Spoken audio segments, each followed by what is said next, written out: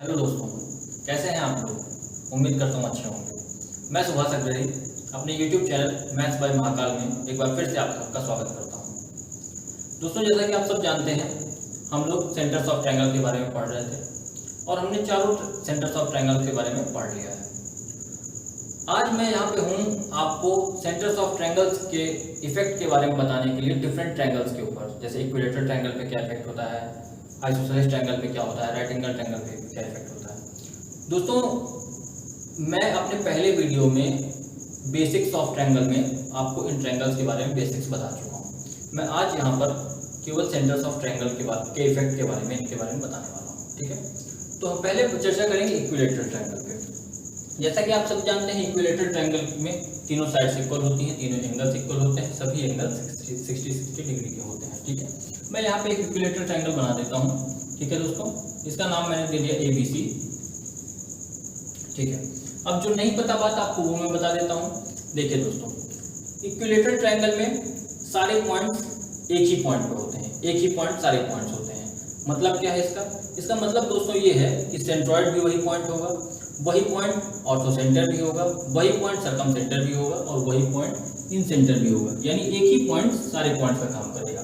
तो इसीलिए दोस्तों मैं ये भी कह सकता हूँ कि यही पॉइंट, मतलब इस पॉइंट से जाने वाली लाइन मीडियन भी होगी और इसी पॉइंट से जाने वाली सेम लाइन परपेंडिकुलर भी होगी। समझ रहे दोस्तों, इसी पॉइंट से जाने वाली सेम लाइन परपेंडिकुलर भी होगी और इसी पॉइंट से जाने वाली सेम लाइन मीडियन भी होगी। ठीक है, चलिए इसमें आगे देखते हैं। अब चूंकि लाइन मीडियन होगी तो इसको दो इक्वल पार्ट से डिवाइड करेगी इस लाइन को। ठीक है, और अगर ये मीडियन होगी तो ये 2:1 में इस लाइन को, ये जो सेंट्रॉइड है, ये डिवाइड करेगा। ठीक है, सेंट्रॉइड डिवाइड करेगा। पर मैंने अभी कहा कि यही लाइन मीडियन भी होगी, यही लाइन परपेंडिकुलर भी होगी। ठीक है, तो इसका मतलब यही लाइन जो है मेरी हाइट का भी काम करेगी, ट्रायंगल की हाइट का भी काम करेगी, यही लाइन एच का भी काम करेगी। ठीक है, तो मैं इससे एक रिजल्ट ड्रॉ करने जा रहा हूँ, वो आप देखेंगे। ठीक है, ये लाइन हाइट का भी काम करेगी। तो जैसा कि आप सबको पता है कि इक्विलेटरल ट्रायंगल में हाइट का फॉर्मूला क्या होता है दोस्तों, h = √3/2 इंटू साइड। अगर ये साइड की वैल्यू a है तो h = √3/2 इंटू साइड। ये इक्विलेटरल ट्रायंगल में हाइट का फॉर्मूला होता है, जो आपको नोट कर लेना है। ठीक है, अब देखिए दोस्तों, h = √3/2 into height, sorry a। ठीक है, अब देखिए, बट यहाँ पे h की वैल्यू क्या है, यहाँ पे इस पर्सपेक्टिव में आप देखेंगे तो h की वैल्यू क्या पड़ रही है दोस्तों। h की वैल्यू को अगर हम देखेंगे तो 2:1 में डिवाइड हो रही है। h की वैल्यू को दोस्तों अगर हम देखेंगे तो 2:1 में डिवाइड हो रही है। और दोस्तों, जैसा कि मैंने आपको बताया कि सारे ट्रायंगल का जो काम है ये एक ही पॉइंट करता है, सॉरी सारे सेंटर्स ऑफ ट्रायंगल का काम एक ही पॉइंट करता है। तो इसका मतलब इस पॉइंट से इस वर्टेक्स तक की दूरी क्या होगी, R, यानी सर्कम रेडियस। ठीक है, इस पॉइंट से, अब चूंकि यही पॉइंट सर्कम सेंटर का भी काम करेगा, तो इस पॉइंट से वर्टेक्स तक की डिस्टेंस R होगी, सर्कम रेडियस होगी, और इसी पॉइंट से इस पॉइंट तक की डिस्टेंस इन रेडियस होगी, क्योंकि यही पॉइंट इन सेंटर का भी काम करेगा। इसी को हम I लिख सकते हैं, इसी को हम C लिख सकते हैं, इसी को हम O लिख सकते हैं। ठीक है, तो यही पॉइंट इन रेडियस का काम करेगा। ठीक है, तो ये इन रेडियस हो जाएगी और ये सर्कम रेडियस हो जाएगी। ठीक है दोस्तों, इस रिजल्ट से मैं क्या कह सकता हूँ, h = R plus small r, h = R plus small r। ठीक है, तो h = R plus small r, ये मैं कह सकता हूँ दोस्तों। ठीक है, ठीक है दोस्तों, यहां से ये बात मैं कह सकता हूँ। ठीक है, तो ये बात आपको समझ में आई। ठीक है दोस्तों, चलिए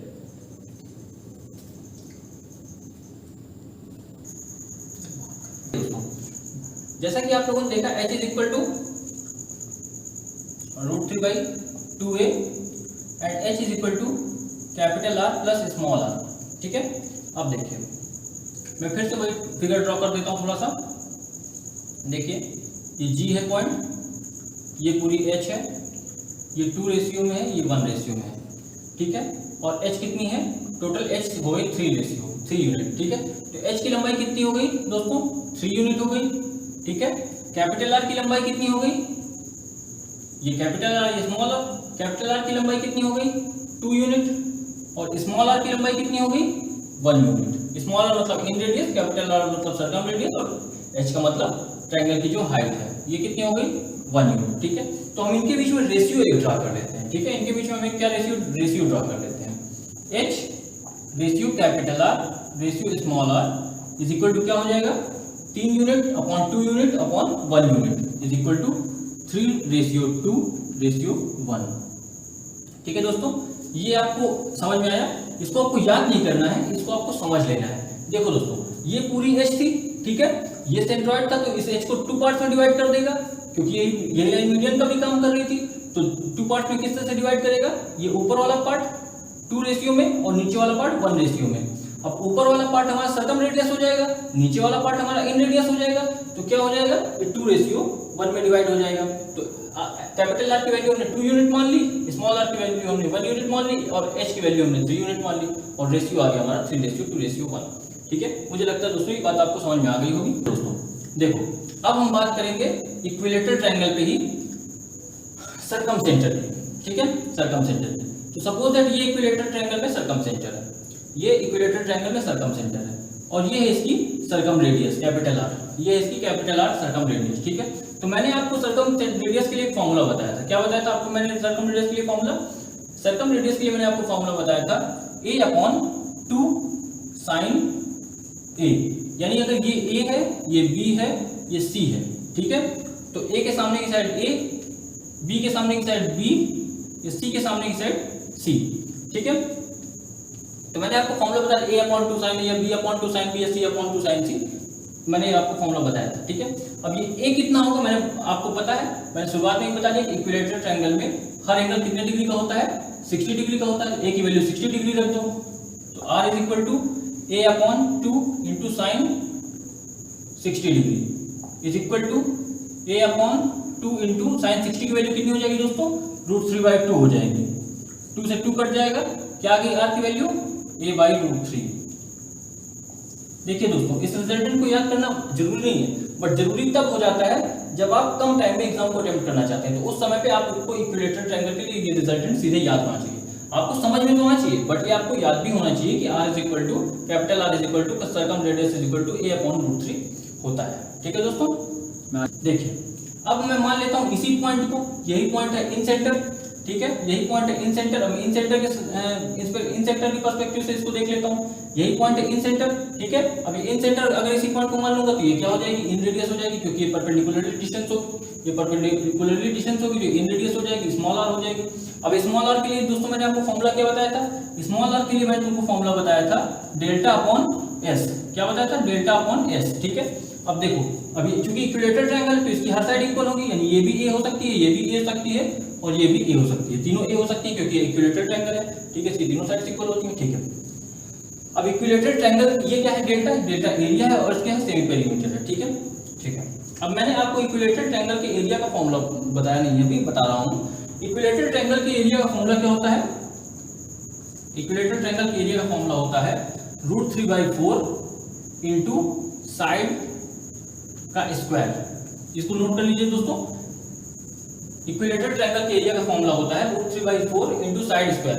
अगर साइड की वैल्यू a है तो √3/4 इंटू a स्क्वायर, ठीक है। तो मैं यहाँ पे वैल्यू पुट कर देता हूँ, √3/4 into a square upon s। s की वैल्यू क्या होगी दोस्तों, सेमी पेरीमीटर, यानी a प्लस a 3a/2। तो यहाँ पे मैं लिख दूंगा 3a/2, ठीक है दोस्तों।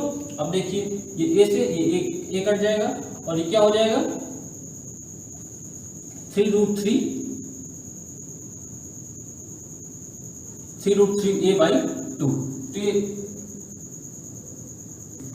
√3/4 a स्क्वायर हो जाएगा, ये अपॉन में आएगा 2 इंटू 2/3a, ठीक है। ये a से a कट जाएगा, 2 से ये 2 कट गया, क्या आ जाएगा, ये 3 से √3 कट गया, ये आ जाएगा a/2√3, ठीक है दोस्तों। तो एग्जैक्टली मैं यहाँ पे इसको लिखे देता हूँ, क्या निकाल दिया हमने रिजल्ट r की वैल्यू के लिए, r is equal to a/2√3, ठीक है। ये हो गया स्मॉल r की वैल्यू दोस्तों, ठीक है। ये हो गई इन रेडियस की वैल्यू, ये भी आपको रिजल्टेंट के तौर पे याद रखनी है, ठीक है, ठीक है, ओके दोस्तों। देखिए दोस्तों, हम लोग इक्विलेटरल ट्रायंगल के बारे में पढ़ चुके, अब हम बात करेंगे आइसोसेलेस ट्रायंगल के बारे में। तो देखिए दोस्तों, आइसोसेलेस ट्रायंगल में एक ही पॉइंट सभी पॉइंट्स का काम नहीं करता, मतलब एक ही पॉइंट सेंट्रॉइड, सर्कमसेंटर, ऑर्थोसेंटर और इन सेंटर का काम नहीं करता है। बट इसमें एक ही लाइन जो है, इसमें एक ही लाइन इन सारी लाइंस का काम करती है। मतलब इसमें एक ही लाइन जो है वो सेंट्रॉइड का भी काम करेगी और वही लाइन जो है वो आपकी परपेंडिकुलर का भी काम करेगी। एग्जैक्टली मैं क्या कहना चाहता हूँ, देखिए ध्यान से। ये एक आइसोसेलेस ट्रायंगल है जिसकी ये दो साइड्स इक्वल है। सपोज दैट ये भी ए है, ये भी ए है और इसको मैं बी मान लेता हूँ, ठीक है। ए बी सी एक राइट ए बी सी एक आइसोसेलेस ट्रायंगल है जिसकी दो साइड्स इक्वल है और ये बी जो है डिफरेंट साइड है, ठीक है, और ये बी डिफरेंट साइड है। तो इसमें क्या होगा कि इसमें कोई एक पॉइंट जो है वो सारे पॉइंट्स का काम नहीं करेगा, कोई एक पॉइंट जो है वो सारे पॉइंट्स का काम नहीं करेगा। बट इसमें क्या होता है, जो लाइन मीडियन का काम करती है, जो लाइन मीडियन का काम करती है वही लाइन इसमें परपेंडिकुलर का भी काम करती है, वही लाइन इसमें परपेंडिकुलर का भी काम करती है। समझ रहे हैं आप दोस्तों? यही लाइन इसमें मीडियन का काम करेगी, यही लाइन इसमें परपेंडिकुलर का भी काम करेगी, ठीक है। अगर क्वेश्चन में कभी ये दे दिया है कि किसी ट्रायंगल में एक लाइन है जो सामने वाली साइड पे परपेंडिकुलर है और उसको दो इक्वल पार्ट्स में डिवाइड करती है, तो आप मुझे बताइए कोई लाइन सामने वाली साइड को इक्वल पार्ट्स में कब डिवाइड करती है? जब वो खुद मीडियन हो और परपेंडिकुलर है तो परपेंडिकुलर है। तो यानी अगर किसी ट्रायंगल में कोई एक ही लाइन परपेंडिकुलर और मीडियन दोनों का काम एक साथ कर रही हो तो यानी वो ट्रायंगल आइसोसेलेस ट्रायंगल होता है। उल्टा भी सही है, सीधा भी सही है। किसी आइसोसेलेस ट्रायंगल में एक ही लाइन परपेंडिकुलर और मीडियन दोनों का काम करती है और उसी आइसोसेलेस अगर किसी ट्रायंगल में एक ही लाइन मीडियन और परपेंडिकुलर दोनों काम कर रही है तो इसका मतलब ये भी सच है कि वो ट्रायंगल आइसोसेलेस ट्रायंगल होगा। ठीक है दोस्तों, ये बात समझ में आई। आइसोसेलेस ट्रायंगल में इतना ही जानने लायक है, इससे ज्यादा कुछ जानने की जरूरत। ठीक है दोस्तों, देखिए हम लोग इक्विलेटरल ट्रायंगल पढ़ चुके हैं, हम लोग आइसोसेलेस ट्रायंगल पढ़ चुके हैं। अब हम बात करने जा रहे हैं राइट एंगल ट्रायंगल के बारे में। राइट एंगल ट्रायंगल के बारे में हम बात करेंगे तो हम सबसे पहले बात करेंगे सर्कमसेंटर की। ठीक है, देखिए ये एक राइट एंगल ट्रायंगल है। ठीक है, ये एक राइट एंगल ट्रायंगल है जिसमें ये एक ट्रायंगल ABC है जिसका B जो है वो राइट एंगल है। ठीक है, जिसका B एक राइट एंगल है। देखिए अगर हम इसमें सर्कमसेंटर की बात करें तो देखिए मैं एक बात आपको बता देना चाहूंगा कि सर्कमसेंटर जो होता है वो हमेशा हाइपोटेनस के मिड पॉइंट पे होता है। हमेशा याद रखिएगा, सर्कमसेंटर जो होता है राइट एंगल ट्रायंगल में वो हमेशा हाइपोटेनस के मिड पॉइंट पे होता है। ठीक है, अगर ये है हाइपोटेनस का मिड पॉइंट तो इस पॉइंट पे सर्कल का इस पॉइंट पे सर्कल का सर्कमसेंटर होगा। ठीक है, इस पॉइंट पे सर्कमसेंटर होगा। ठीक है, तो इस पॉइंट पे होता है हाइपोटेनस पे। ठीक है, अब देखिए अब हम बात करेंगे इसकी सर्कम रेडियस की। तो अगर ये सर्कमसेंटर अगर मिड पॉइंट पे होता है तो सर्कम रेडियस क्या होगी? सर्कम रेडियस ऑब्वियसली इसकी हाफ होगी। क्यों? क्योंकि यहां से यहां तक की डिस्टेंस, भाई सर्कम रेडियस क्या होती है? सर्कम रेडियस होती है सर्कमसेंटर से वर्टेक्सेस की डिस्टेंस। सर्कमसेंटर से वर्टेक्सेस की डिस्टेंस को ही तो हम बोलते हैं सर्कम रेडियस। तो यानी ये r होगी, ये भी r होगी। अब देखो ये पॉइंट है, इससे इस पॉइंट की दूरी, तो ये भी तो r ही होगी। एग्जैक्टली ये भी तो r होगी। ठीक है, समझ में आ रही है आपको बात? ये भी r होगी। ठीक है, तो यानी अगर मैं सर्कम रेडियस की बात करूं capital R is equal to क्या होगा?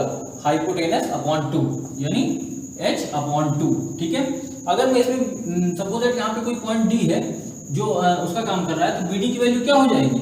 BD की वैल्यू हो जाएगी, सॉरी C पॉइंट ही मैं ले लेता हूँ। ठीक है, तो BC की वैल्यू क्या हो जाएगी? BC की वैल्यू भी हो जाएगी h अपॉन 2। ठीक है, यानी सर्कम रेडियस की वैल्यू क्या हो जाएगी? सर्कम रेडियस की वैल्यू हो जाएगी हाइपोटेनस अपॉन 2। ठीक है, इतनी सी बात समझ में आई? ठीक है, मैं बात करूंगा अब राइट एंगल ट्रायंगल में ही इन रेडियस की। ठीक है, राइट एंगल ट्रायंगल में ही मैं इन रेडियस की बात करूंगा। ठीक है, देखिए ये राइट एंगल ट्रायंगल है। ठीक है, इसमें मैं इन रेडियस की बात करता हूं। ठीक है, अब देखिए इन सर्कल जो होता है, एक चीज मैं और आपको बता देना चाहूंगा इन सर्कल बताने से पहले कि जो सर्कम सर्कल होता है वो इस राइट एंगल के तीनों सर्कल से होकर छूता हो जाएगा, वो तो आपको पता ही है। लेकिन मैं आपको ये बता देना चाहता हूं कि वो इस पॉइंट से भी होके जाता है, क्योंकि ये भी एक वर्टेक्स है तो यानी तीनों वर्टेक्स से होके जाएगा सर्कम सर्कल। बस इतना इसमें भी बताना था और कुछ नहीं, ठीक है। फिर मैं आगे इन सेंटर को कंटिन्यू करता हूं, ठीक है। इन सर्कल जो होगा वो किसी भी तरह का ट्रायंगल हो, देखिए दोस्तों, इन सर्कल जो होगा वो किसी भी तरह का ट्रायंगल हो, वो उसके अंदर ही बनेगा, उसकी तीनों साइड्स को छूता हुआ उसके अंदर ही बनेगा। कैसे बनेगा इन सर्कल? देखिए कुछ ऐसा बनेगा इन सर्कल, ऐसे तीनों साइड्स को छूता हुआ कुछ इस टाइप का इन सर्कल बनेगा, ठीक है। इन तीनों साइड्स को छूता हुआ इन सर्कल बनेगा। अब यहाँ पे कहीं पे इसमें होगा क्या, यहाँ पे कहीं पे इसमें होगा क्या, इन सेंटर होगा, ठीक है। यहाँ पे कहीं पे इसमें इन सेंटर होगा, ठीक है। समझ रहे हैं आप लोग? यहाँ पे कहीं पे इसमें इन सेंटर होगा, यहाँ पे क्या होगा, इस पॉइंट पे इन सेंटर होगा। अब दोस्तों अगर यहाँ पे इन सेंटर होगा तो वाजिब सी बात है कि यहाँ से अगर हम परपेंडिकुलर डाल दें किसी भी साइड पे, मैं किसी भी साइड पे अगर परपेंडिकुलर डाल दूं तो वो परपेंडिकुलर क्या होगी, वो शॉर्टेस्ट रेडियस होगी, वो इन रेडियस होगी, ठीक है। वो इन रेडियस होगी तो स्मॉल आर होगी। तो स्मॉल आर की वैल्यू क्या होगी? देखिए स्मॉल आर की वैल्यू आपको याद होनी चाहिए। राइट एंगल ट्रायंगल में स्मॉल आर यानी इन रेडियस की वैल्यू क्या होगी वो आपको याद होनी चाहिए। देखिए ये परपेंडिकुलर हो गया, ये बेस हो गया और ये हाइट हो गया, ठीक है। P प्लस बी परपेंडिकुलर और बेस को ऐड करना है, हाइट हाइपोटेनस को माइनस करना है और अपॉन में 2 कर देना है। ये होता है राइट एंगल ट्रायंगल के लिए स्मॉल आर की वैल्यू। ये आपको याद होनी चाहिए, बिल्कुल याद होनी चाहिए आपको। स्मॉल आर की value P plus B minus H upon 2 होती है राइट एंगल ट्रायंगल के लिए, ठीक है। अब देखिए ये हो गया, मैंने इसमें आपको राइट एंगल ट्रायंगल में आपको मैंने ये भी बता दिया कि सर्कम रेडियस क्या वैल्यू होगी, मैंने आपको ये भी बता दिया कि इन रेडियस की वैल्यू क्या होगी, ठीक है। अब मैं आपको बताने जा रहा हूँ कि सर्कम रेडियस और इन रेडियस दोनों में रिलेशन क्या होता है। सर्कम रेडियस और इन रेडियस दोनों में रिलेशन क्या होता है एक राइट एंगल ट्रायंगल में, ठीक है। देखिए फिर से लिख देता हूँ, R is equal to H upon 2, small r is equal to P plus B minus H upon 2, ठीक है। P plus B minus H upon 2, ठीक है। अब देखिए मैं दोनों को ऐड कर देता हूँ, ठीक है। मैं इन दोनों को ऐड कर देता हूँ, capital R plus small r, capital R plus small r क्या हो जाएगा? देखिए ये P plus B minus H upon 2 है और ये प्लस H अपॉन 2 है, तो मैं इन दोनों को ऐड करूंगा तो क्या होगा, ऐसे H कट जाएगा, आएगा P plus B upon 2, P plus B upon 2, ठीक है। मैं इस 2 को इधर भेज देता हूँ, तो 2 into capital R plus small r is equal to perpendicular plus base. अब देखिए ये रिजल्टेंट हमने क्यों निकाला, ये रिजल्टेंट आपको ना भी याद हो चलेगा, बट इस रिजल्टेंट को फाइंड करने का तरीका आपको मालूम होना चाहिए। इस रिजल्टेंट को फाइंड करने का तरीका आपको मालूम होना चाहिए। ये रिजल्टेंट हमने क्यों फाइंड किया? ये रिजल्टेंट हमने इसलिए फाइंड किया कि किसी क्वेश्चन में ऐसा हो जाए कि आपको दोनों रेडियसेस दे दी जाए, आपको किसी क्वेश्चन दोनों रेडियसेस दे दी जाए और केवल परपेंडिकुलर दे दिया जाए या फिर बेस दे दिया जाए, दोनों में से कुछ भी दे दिया जाए और तीसरा पूछ लिया जाए, तो आप इस रिजल्टेंट को यूज करके निकाल सकते हो। आपको ये रिजल्टेंट ना भी याद हो तो कम से कम निकालना आना चाहिए, इसको आपकी अंडरस्टैंडिंग होनी चाहिए, ठीक है। ये चीज आपको समझ में आ गई, ठीक है। इसके आगे मैं आपको थोड़ा सा और कुछ दिखाता हूँ, इसी के आगे मैं थोड़ा सा और रिजल्ट, इसी के आगे मैं और थोड़ा रिजल्ट ड्राइव करता हूँ, ठीक है। देखिएगा आप लोग, देखिए यहाँ तक हमने फाइंड कर लिया रिजल्ट को, ठीक है। देखिए हमने क्या लिखा है यहाँ पे, small r is equal to P plus B minus H upon 2, ठीक है। हम क्या करते हैं, small r is equal to P plus B minus H upon 2, ठीक है। इसमें हम क्या करते हैं, H को ऐड कर देते हैं, H को माइनस कर देते हैं। अभी आपको समझ में आ जाएगा वैसा क्यों कर रहा हूँ, ठीक है। इससे क्या रिजल्ट आने वाला है, इसको हम H को ऐड कर देते हैं, H को माइनस कर देते हैं, ठीक है। H को ऐड कर देते हैं, H को माइनस कर देते हैं। अब देखिए दोस्तों H को जब मैं ऐड करूंगा तो क्या हो जाएगा, ये H को जब मैं ऐड करूंगा तो हो जाएगा P plus B plus H upon 2, क्या हो जाएगा, P plus B plus H upon 2 और माइनस H की वैल्यू दोस्तों क्या है, H की वैल्यू देखिए अभी मैंने बात किया कि हाइपोटेनस की जो वैल्यू होती है, हाइपोटेनस की जो वैल्यू होती है वो ट्वाइस ऑफ सर्कम रेडियस होती है, ट्वाइस ऑफ सर्कम रेडियस होती है। जो सर्कम रेडियस की वैल्यू होती है हाइपोटेनस की हाफ होती है, तो हाइपोटेनस की वैल्यू सर्कम रेडियस की ट्वाइस होती है, ठीक है। तो मैं यहाँ पे क्या लिख सकता हूँ, 2 इंटू कैपिटल R लिख सकता हूँ, मैं यहाँ पे लिख सकता हूँ, ठीक है। 2 इंटू कैपिटल R में लिख सकता हूँ, ठीक है। अब मैं इसके आगे यहाँ पे इधर डिराइव कर रहा हूँ इसको, ध्यान से देखिएगा आपको, small r is equal to, देखिए P plus B plus H upon 2। अब देखिए कोई भी एक राइट एंगल ट्रायंगल है, मैं यहाँ पे बना देता हूँ शॉर्ट में आपके लिए, ये P है, ये B है, ये H है। ये इसकी तीनों साइड्स हैं और तीनों साइड्स के सम का हाफ मतलब सेमी पेरीमीटर, ठीक है। तो मैं इसको s मान लेता हूँ थोड़ी देर के लिए, ठीक है, मैं इसको थोड़ी देर के लिए s मान लेता हूँ। तो s minus 2r, s minus 2r, s minus 2r, ठीक है। अब देखिए दोस्तों s माइनस 2r हो गया, तो अब इसी को मैं क्या लिख सकता हूँ, 2r को मैं इधर ले आऊँ तो 2r is equal to s minus small r। देखिए अब इससे आप कितना टिपिकल क्वेश्चन पूछ सकता है आपसे, और आप क्वेश्चन में फंस जाएंगे, आप सॉल्व नहीं कर पाएंगे, मीन्स लेवल की चीजें हैं ये सब, ठीक है, आप सॉल्व नहीं कर पाएंगे इनको। देखिएगा, समझिएगा इसमें क्या आपसे क्वेश्चन पूछ सकता है। इसमें क्वेश्चन आपसे ये पूछ सकता है दोस्तों कि उसने आपको सीधे सीधे ट्रायंगल का जो राइट एंगल ट्रायंगल है उसका पेरीमीटर दे दिया, सीधे सीधे उसने राइट एंगल ट्रायंगल का आपको पेरीमीटर दे दिया, ठीक है। उसने आपको और क्या बता दिया, उसने आपको बता दिया कि इन रेडियस समथिंग कुछ दी हुई है, और आपसे उसने पूछ लिया कि हाइपोटेनस की वैल्यू बताओ, या उसने आपसे पूछ लिया कि सरकम रेडियस की वैल्यू बताओ, तब आप इसको यूज करके सरकम रेडियस हाइपोटेनस किसी भी चीज की वैल्यू निकाल सकते हैं, ठीक है। ठीक है, चलिए हम लोग आगे बढ़ते हैं। देखिए दोस्तों, हम लोग राइट एंगल ट्रायंगल में बात कर चुके हैं, इन सेंटर की और सरकम सेंटर की, उनके रिलेशंस की भी हमने बात की, इन रेडियस और सरकम रेडियस की। अब हम बात करने वाले हैं दोस्तों राइट एंगल ट्रायंगल में किस चीज की, हम जिस चीज की बात करने वाले हैं वो है सेंट्रॉइड, ठीक है। अब हम राइट एंगल ट्रायंगल में बात करने वाले हैं किसकी दोस्तों, सेंट्रॉइड की, ठीक है। देखिए सेंट्रॉइड क्या होता है, सेंट्रॉइड मीडियंस का कट पॉइंट होता है। कहीं पे कुछ मीडियंस होंगी, एक ये मीडियन सपोजेट आ गई, एक ये मीडियन सपोजेट आ गई, एक ये मीडियन सपोजेट आ गई, तो ये जहाँ पे एक दूसरे को कट कर रही हैं वहां पे बनेगा सेंट्रॉइड, ठीक है। मैं इसको कुछ नाम दे देता हूँ, ए बी सी, इसको मैं डी नाम दे देता हूँ, इसको मैं ई नाम दे देता हूँ, इसको मैं एफ नाम दे देता हूँ, ठीक है। अब देखिए इसमें सेंट्रॉइड का जब कॉन्सेप्ट आता है राइट एंगल ट्रायंगल में, तो एक कॉन्सेप्ट आता है जब सेंट्रॉइड का कॉन्सेप्ट आता है तो इसमें एक कॉन्सेप्ट आता है शॉर्टेस्ट मीडियन का। दोस्तों किस चीज का, शॉर्टेस्ट मीडियन का। तो दोस्तों शॉर्टेस्ट मीडियन क्या होती है, देखिए शॉर्टेस्ट मीडियन होती है ये जो परपेंडिकुलर पॉइंट होता है, या हम इसको बोले राइट एंगल पॉइंट जो होता है, इस राइट एंगल पॉइंट से हाइपोटेनस के मिड पॉइंट तक की डिस्टेंस को हम शॉर्टेस्ट मीडियन बोलते हैं। यानी यहाँ पे क्या है शॉर्टेस्ट मीडियन, यहाँ पे बीडी जो है वो शॉर्टेस्ट मीडियन है, ठीक है। बीडी जो है वो शॉर्टेस्ट मीडियन है, ठीक है, बीडी जो है शॉर्टेस्ट मीडियन है।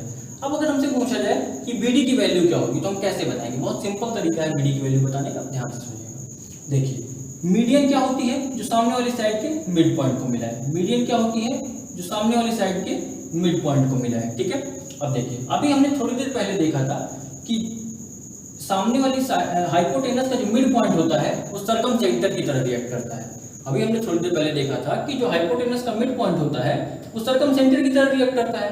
तो अगर ये पॉइंट सरकम सेंटर की तरह दोस्तों रिएक्ट करेगा तो इसका मतलब ये डिस्टेंस बराबर ये डिस्टेंस बराबर ये डिस्टेंस, पूरी ये तीनों डिस्टेंसेस आपस में इक्वल होंगी। दोस्तों आप समझ पा रहे हैं मेरी बात को, ये तीनों डिस्टेंसेस आपस में इक्वल होंगी। तो जब ये तीनों डिस्टेंसेस आपस में इक्वल होंगी तो हम BD इज इक्वल टू क्या लिख सकते हैं, हम BD इज इक्वल टू लिख सकते हैं, BD is equal to AD is equal to CD is equal to AC का हाफ। समझ में आ रही है बात दोस्तों, AC का हाफ, या हम इसको लिख सकते हैं हाइपोटेनस का हाफ, ठीक है। तो यानी शॉर्टेस्ट मीडियन की वैल्यू क्या होगी, शॉर्टेस्ट मीडियन की वैल्यू हो जाएगी BD is equal to hypotenuse upon 2। Shortest median की जब भी कभी क्वेश्चन में बात करेगा तो सीधे सीधे आप उसको डिराइव करेंगे, BD is equal to hypotenuse upon 2। कैसे डिराइव करेंगे ये मैं आपको अभी बता चुका हूँ, एक्सप्लेन कर चुका हूँ, ठीक है। चलिए अब हम इसकी इन मीडियंस के बारे में बात कर लेते हैं, ठीक है। अब हम इसकी इन मीडियंस के बारे में बात करते हैं। तो मैं आपको ये बताऊंगा कि ये जो मीडियंस होती हैं, जैसे ये AF मीडियन है, ठीक है, और ये CE मीडियन है। तो AF median CE median, shortest median को हम छोड़ देंगे, यहाँ पे हम शॉर्टेस्ट मीडियन को दोस्तों छोड़ देंगे, AF मीडियन और CE मीडियन के बारे में बात करेंगे, ठीक है। तो AF मीडियन और CE मीडियन और ये जो हाइपोटेनस, इनके बीच में एक रिलेशन होता है, वो मैं रिलेशन आपको लिखने जा रहा हूँ, वो आपको हमेशा याद होना चाहिए, वो काफी इंपॉर्टेंट है, वो कई जगह पूछा जाता है, ठीक है। तो वो रिलेशन आपको याद होना चाहिए, ठीक है। क्या है वो रिलेशन, तो देखिएगा AF स्क्वायर यानी एक मीडियन का square, sorry AF square plus CE square दूसरी मीडियन का square, AF square plus CE square यानी दूसरी मीडियन का स्क्वायर इज इक्वल टू 5/4। दोस्तों ध्यान से देखिएगा, 5/4 5/4 इंटू ये हाइपोटेनस का स्क्वायर, हाइपोटेनस का स्क्वायर यानी AC का स्क्वायर। आप क्या समझे दोस्तों? Other than shortest median, other than shortest median, जो मीडियंस हैं उनके स्क्वायर का सम 5/4 इंटू हाइपोटेनस के स्क्वायर के इक्वल होता है। ये रिजल्ट दोस्तों अच्छे से नोट कर लीजिए और याद होना चाहिए आपको। ठीक है दोस्तों, आपको इन चीज़ों पे पकड़ बनानी है और इन चीज़ों को आपको अच्छे से याद करना है। ठीक है दोस्तों, अब मैं शॉर्टेस्ट मीडियन से रिलेटेड थोड़ा सा आपको डिराइव करवा देता हूँ कुछ चीज़ें। ठीक है, जैसे अभी आपको थोड़ी देर पहले याद होगा, हमने एक फॉर्मूला डिराइव किया था, मैं उसको डायरेक्टली अब यहाँ पे लिखूंगा। हमने एक फॉर्मूला डिराइव किया था 2r = s minus small r। ठीक है, हमने ये फॉर्मूला डिराइव किया था 2r = s minus small r। ठीक है, अब देखिएगा दोस्तों, मैं शॉर्टेस्ट मीडियन को थोड़ी देर के लिए मान लेता हूँ m, मीडियन को मैं m से डिनोट कर देता हूँ। ठीक है, शॉर्टेस्ट मीडियन को मैं m से डिनोट कर देता हूँ। ठीक है दोस्तों, अब देखिए ये 2r की वैल्यू क्या होती है एग्जैक्टली। अभी मैंने आपको बताया था कि जो सर्कम रेडियस होती है वो हाइपोटेनस की हाफ होती है, तो अगर मैं सर्कम रेडियस का डबल कर दूं तो हाइपोटेनस के इक्वल हो जाएगा। तो यानी 2r क्या होगी, 2r की वैल्यू होगी कैपिटल H के बराबर, हाइपोटेनस के बराबर। तो इसको मैं क्या लिख सकता हूँ, h = small s minus sorry h = s minus small r लिख सकता हूँ दोस्तों, इसको h = s minus small r लिख सकता हूँ। ठीक है, अब देखिएगा, अब इस फॉर्मूले को देखिए जो मैंने अभी शॉर्टेस्ट मीडियन के लिए बोला, m = h/2, तो h = 2m में लिख सकता हूँ दोस्तों, h = 2m में लिख सकता हूँ ना। ठीक है, h = मैं 2m लिख सकता हूँ, तो यहाँ पे मैं 2m लिख सकता हूँ। ठीक है, यहाँ पे मैं 2m लिख सकता हूँ, 2m = s माइनस r। अब देखिए दोस्तों, ये बिल्कुल एक अनोखा सा रिजल्ट आ गया। यहाँ पे ये है शॉर्टेस्ट, यहाँ पे ये है इन रेडियस, यहाँ पे ये है शॉर्टेस्ट मीडियन और यहाँ पे ये है सेमी पेरीमीटर। अब किसी क्वेश्चन में ऐसा हो गया दोस्तों कि उसमें आपको शॉर्टेस्ट मीडियन दे दिया और ट्रायंगल का पेरीमीटर दे दिया। खुद सोच के देखिए आप, उसने क्वेश्चन में शॉर्टेस्ट मीडियन दे दिया, ऐसा एक क्वेश्चन मेंस में आ भी चुका है दोस्तों। उस क्वेश्चन में आपको शॉर्टेस्ट मीडियन दे दिया और ट्रायंगल की पेरीमीटर दे दिया और उसमें आपसे पूछ लिया इन सर्कल का एरिया। तो इन सर्कल का एरिया आप कैसे निकाल पाएंगे, जब आप इन रेडियस निकाल पाएंगे। शॉर्टेस्ट मीडियन आपको दिया है, आपको पेरीमीटर दिया है, तो आप सेमी पेरीमीटर पता कर सकते हैं। इन रेडियस आप निकालेंगे और इन सर्कल का एरिया उससे आप फाइंड कर लेंगे। मुझे लगता है दोस्तों आपको ये बात समझ में आ गई होगी। और राइट एंगल ट्रायंगल में ये जो सेंट्रॉइड का कॉन्सेप्ट था अब ये खत्म हुआ। अब मैं नेक्स्ट कॉन्सेप्ट पे चलता हूँ इस पर। तो दोस्तों देखिए, मैंने आपको बता दिया राइट एंगल ट्रायंगल में सर्कम सेंटर बता दिया मैंने आपको, इन सेंटर बता दिया मैंने आपको, सेंट्रॉइड मैंने आपको बता दिया। बट दोस्तों बात यह है कि जैसे एक क्वेश्चन एक बार मेंस में आ चुका है, तो उसके बाद मैं आपसे चर्चा करता हूँ। उस क्वेश्चन में क्या था कि आपको ट्रायंगल की पेरीमीटर, राइट एंगल ट्रायंगल की पेरीमीटर दी हुई थी, आपको शॉर्टेस्ट मीडियन दी हुई थी और आपको राइट एंगल ट्रायंगल का एरिया निकालना था। आप खुद सोचिए कैसे निकालेंगे, बाकी मैं अभी आपको बताता हूँ। उसमें शॉर्टेस्ट मीडियन दी हुई थी सेम और ट्रायंगल का पेरीमीटर दिया हुआ था, उसमें आपको एरिया निकालना था। ठीक है, चलिए हम लोग देखते हैं क्या था इसमें आकर। देखिए, अगर हम राइट एंगल ट्रायंगल की एरिया की बात करें, तो किसी भी ट्रायंगल का एरिया हो, हम सिंपली फिलहाल अभी यहाँ पे राइट एंगल ट्रायंगल के ही एरिया की बात कर रहे हैं, तो उसमें क्या होगा, स्मॉल r इंटू एस, यानी small r into perimeter, semi perimeter हम पढ़ चुके हैं। Small r into semi perimeter हम पढ़ चुके हैं। ठीक है, ठीक है, स्मॉल r इंटू हम सेमी पेरीमीटर पढ़ चुके हैं। अब देखिए, अभी थोड़ी देर पहले हमने क्या डिराइव किया था, अभी थोड़ी देर पहले हमने डिराइव किया था कि 2m इक्वल टू अभी थोड़ी देर पहले हमने डिराइव किया था इधर side 2m = s minus small r। अभी थोड़ी देर पहले हमने ये रिजल्ट डिराइव किया था दोस्तों, 2m = s minus small r। ठीक है, 2m = s minus small r। तो हम क्या करें कि यहाँ से r की वैल्यू हम उठा के इसमें पुट कर दें। ठीक है, यहाँ से हम r की वैल्यू उठा के रखेंगे तो क्या आएगा, s माइनस 2m। यहाँ से r की वैल्यू दोस्तों क्या आएगी, s माइनस 2m। इस वैल्यू को हम यहाँ पुट कर दें तो ट्रायंगल का एरिया क्या हो जाएगा, s ब्रैकेट में s माइनस 2m। अब इजीली आप सेमी पेरीमीटर दिए होने, सॉरी पेरीमीटर ट्रायंगल के दिए होने पे और शॉर्टेस्ट मीडियन दिए होने पर ट्रायंगल का एरिया निकाल सकते हैं। समझ में आई बात दोस्तों। अब ये s माइनस 2m कहाँ से है, ये मैं आपको पहले लेक्चर में बता चुका हूँ। अभी इसी लेक्चर में अभी थोड़ी देर पहले आपको बता चुका हूँ, वहाँ से आप इसको डिराइव कर सकते हैं। मुझे लगता है चीज़ें आपको समझ में आई होंगी। ठीक है, मैं अभी अब आपसे बात करूँगा आर्थो सेंटर के बारे में। ठीक है, राइट एंगल ट्रायंगल में आर्थो सेंटर के बारे में बात करने जा रहा हूँ। तो पहले तो मैं आपको यही बता दूं कि आर्थो सेंटर होता क्या है और कहाँ पे होता है। तो ऑर्थोसेंटर किसी भी ट्रायंगल में वर्टेक्स से लाइंस पे खींचे गए परपेंडिकुलर से बनता है, परपेंडिकुलर्स के इंटरसेक्शन से बनता है, ठीक है। अब ये एक राइट एंगल ट्रायंगल, देखिएगा ध्यान से, ये एक राइट एंगल ट्रायंगल है, ठीक है। इसमें एक ये वर्टेक्स है, इसमें एक ये वर्टेक्स है, इसमें एक ये वर्टेक्स है, ठीक है, इसमें एक ये वर्टेक्स है, ठीक है। अब इस वर्टेक्स से मैंने एक परपेंडिकुलर डाला तो यहीं पे गिरेगा आके, मैंने इस वर्टेक्स से यहाँ पे एक परपेंडिकुलर डाला, ये भी यहीं पे गिरेगा आके। अब मैंने इस वर्टेक्स से सामने वाली साइड पे एक परपेंडिकुलर डाला, इस वर्टेक्स से मैंने सामने वाली साइड पे एक परपेंडिकुलर डाला, तो गिरेगा तो यहीं पे आके ना, इंटरसेक्शन तो एक ही पॉइंट पे हो रहा। इसका मतलब क्या हुआ कि जो ऑर्थोसेंटर होता है वो राइट एंगल ट्रायंगल में राइट एंगल पे ही होता है। जो ऑर्थोसेंटर होता है राइट एंगल ट्रायंगल में वो राइट एंगल पे ही होता है। खैर मैं इसको नाम दे देता हूँ ABC, ठीक है, लेकिन आपको पता हो गया कि यहाँ पे ऑर्थोसेंटर होगा, ठीक है, यहाँ पे ऑर्थोसेंटर होगा। देखिए दोस्तों, इसमें जो मैं आपको फॉर्मूले बताने जा रहा हूँ, ये सारे फॉर्मूले मैं आपको जब सिमिलरिटी पढ़ाऊंगा तब डिराइव करके बताऊंगा, लेकिन मैं अभी इसको डिराइव इसलिए नहीं कर रहा हूँ क्योंकि ये सारे फॉर्मूले का जो डेरिवेशन होता है वो सिमिलरिटी के थ्रू होता है, और मैंने अभी आपको सिमिलरिटी पढ़ाया नहीं है तो उसका भी कोई मतलब नहीं है। अभी आपको फॉर्मूले बता दे रहा हूँ, बाकी इनके डेरिवेशन में सिमिलरिटी के थ्रू करके आपको दिखा दूंगा, ठीक है दोस्तों, ठीक है। चलिए अभी हम इसके फॉर्मूलेस देख लेते हैं, ठीक है। अगर ये BD भी परपेंडिकुलर है, जो कि है, हम चूंकि बात कर रहे हैं ऑर्थोसेंटर के बारे में, मैं यहाँ पे लिख देता हूँ,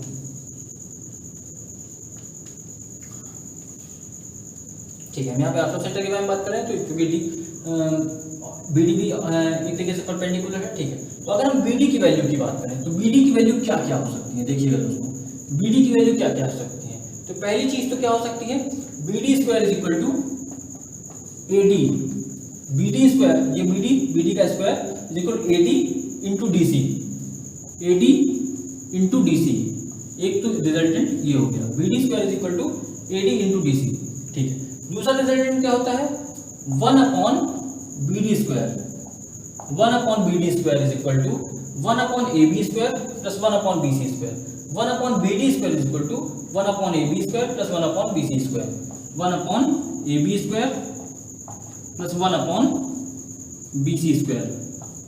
एक ये रिजल्टेंट हो गया, ठीक है दोस्तों। और क्या इसमें रिजल्टेंट हो सकते हैं, इसमें और रिजल्टेंट हो सकते हैं, देखिएगा इसकी वैल्यू हम बात करें, इसकी वैल्यू AB स्क्वायर की, तो AB स्क्वायर की वैल्यू क्या हो सकती है, AB स्क्वायर की वैल्यू हो सकती है, देखिएगा ध्यान से, मैं अभी AB स्क्वायर की बात कर रहा हूँ तो इससे एडजेसेंट साइड क्या है, AD है, इससे एडजेसेंट साइड क्या है, AD है, ठीक है। तो मैं AD की बात करूंगा तो AB square is equal to AD into whole side, whole hypotenuse AC, ठीक है। AB square is equal to AD into AC। इसी तरीके से मैं BC स्क्वायर की बात कर सकता हूँ, BC square is equal to क्या होगा, इससे adjacent side CD into AC, BC square is equal to क्या होगा, CD इंटू AC, ठीक है दोस्तों। ये रहा, तो ये रहा दोस्तों आपके पास राइट एंगल ट्रायंगल में ऑर्थोसेंटर के 4 फॉर्मूलेस कह लीजिए, कॉन्सेप्ट कह लीजिए, कुछ भी कह लीजिए। इन सारे फॉर्मूलेस को मैं डिराइव करवाने वाला हूं जब मैं सिमिलरिटी पढ़ाऊंगा, बट अभी कोई मतलब नहीं क्योंकि मैंने अभी आपको सिमिलरिटी पढ़ाई नहीं, ये सारे कॉन्सेप्ट सिमिलरिटी से ही डिराइव होंगे, ठीक है दोस्तों। तो मैंने एक लिमिट तक ये सारी चीजें खत्म कर दी हैं, ठीक है। बाकी जो भी चीजें होंगी बाकी होंगी वो मैं क्वेश्चंस के साथ खत्म करता जाऊंगा, ठीक है। मैंने एक जो कॉन्सेप्ट्स का एक वो होता है वो मैंने आपको सेंटर्स ऑफ ट्रायंगल्स के बारे में आपको दे दिया है, ठीक है। अब नेक्स्ट लेक्चर जो है मैं वो सिमिलरिटी के बारे में लूंगा, फिर एक लेक्चर में कॉन्ग्रुएंसी के बारे में लूंगा, फिर दोस्तों एक लेक्चर में CVN और MGP के ऊपर लूंगा, ठीक है। उसके थ्रू फिर मैं आपका ट्रायंगल पूरा कंक्लूड कर दूंगा, ठीक है। मुझे लगता है आपको दोस्तों ये वीडियो पसंद आया होगा और आपने इस वीडियो को बहुत अच्छे से देखा है, और मुझे उम्मीद है कि आप इसको पसंद कर रहे हैं तो आप मेरे चैनल को सब्सक्राइब भी करेंगे और शेयर भी करेंगे ताकि मेरा भी थोड़ा सा मोटिवेशन बढ़े, ठीक है। मैं आपके लिए बहुत मेहनत करता हूँ, please like share and subscribe, और प्लीज़ दूर दूर तक दोस्तों तक पहुँचाएँ ताकि हर किसी को हमारी सहायता मिल सके, ठीक है। Okay, thank you.